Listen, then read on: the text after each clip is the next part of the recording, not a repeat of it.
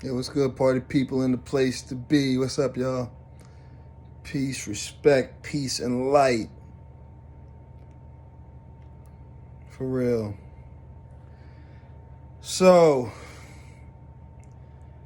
I decided to do this. Well, I know I don't have to do it, but I'm deciding to do it.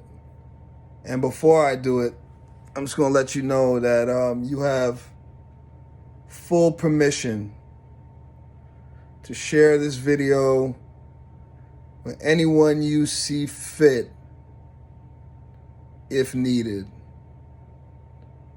This is not a secret. This is not a secretive video meant for you to keep for yourself. You go ahead and share this if you need, so that folks can get what I'm saying correctly and get everything I'm saying correct. You have it here on the record in your possession. So with that, I just want to give folks the courtesy of hearing some of my side of the story as it pertains to some of the things that you may have heard that occurred some time ago, particularly about photo shoots or video shoots that happened in the beginning of December.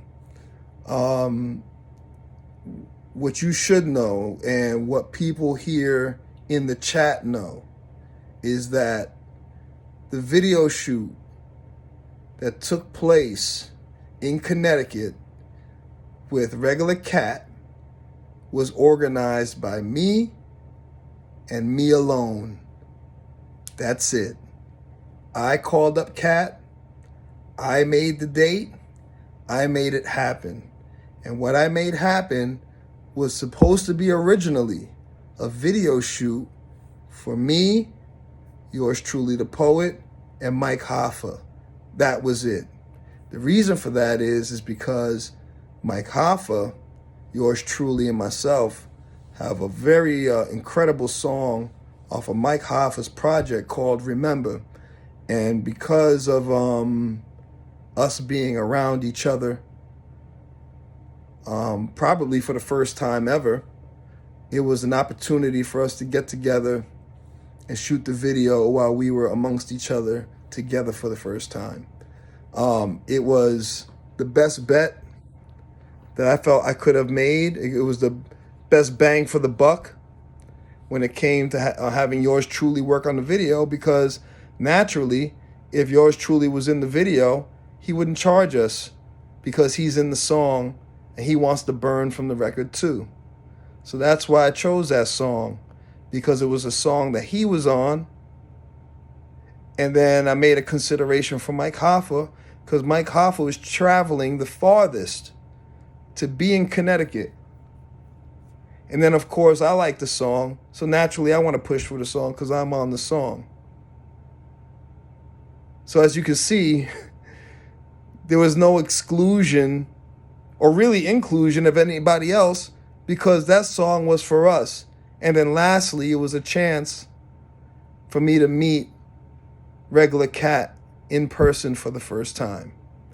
Well, it just so happened that when I got up north and I was in Jersey, Gons was gracious enough to offer to film video for us with his camera, and that he wanted to shoot video for songs, for me and Mike Hoffa's song Pay Dues, and then contribute to True Words with the songs that we're on, me, True Words, and Gons. So that was kind of mapped out, but Gons didn't know anything about my plans to go up to Connecticut to meet Cat and to shoot with Mike Hoffa. Mike Hoffa didn't run and tell Gons anything. He didn't think anything of it. It was something that we kind of came up with, and we weren't even solid on the plans. We were still putting it together. It was a lot of logistics because people are traveling. A lot of stuff was going on. So I drove up to Newark. The day after I drove up 16 hours up to New Jersey from Florida. And the next day, the next morning, I'm heading up to Newark from South Jersey to meet up with Gons for the first time and to shoot video. And then we drove down to True Words' place and we got to shoot off a Feed Off Me. Well, it was at that point that they realized that I was going to Connecticut on Saturday. They knew nothing about it, nor did I tell them anything about it. I never told them because I didn't feel any need to. What was I going to tell them for? It just happened to come up in conversation, and in that conversation, they decided, well, you know what? Yeah, we'll come up before the show to the shoot. Totally, I mean, this was no more than 48 hours before the shoot that they decided. I hit up Baller Brown because Baller Brown wanted to know if I was going up because she wanted to meet Kat too. If y'all remember, I was supposed to do a show with Baller Brown on December 2nd with Kat, but I canceled it because my heart was still a little heavy off the loss of my grandmother. I had a lot of changes going on, so I wasn't really up for it. So I canceled the show, but I decided I would make up for it by being productive on the video side. So Baller Brown was on the fence of going. True Words found out he wasn't sure if he was going to make it. It wasn't until 5 o'clock that morning, Saturday morning, when I was going to go up to Connecticut, Baller Brown hit me up to say, Kay, I decide I wanted to go, so come pick me up. I picked up Baller Brown in the Bronx. Gons was going to come to the shoot because I just found out that he was driving Mike Hoffa up to Connecticut for the show afterwards. Even though I wasn't going to be a part of the show, I still wanted to get the video done. Yours truly was driving up from Washington, and he was going to meet us there. And it just so happened that True Words made it during the shoot. So this was totally impromptu. There was no plan of us doing a shoot and excluding anybody.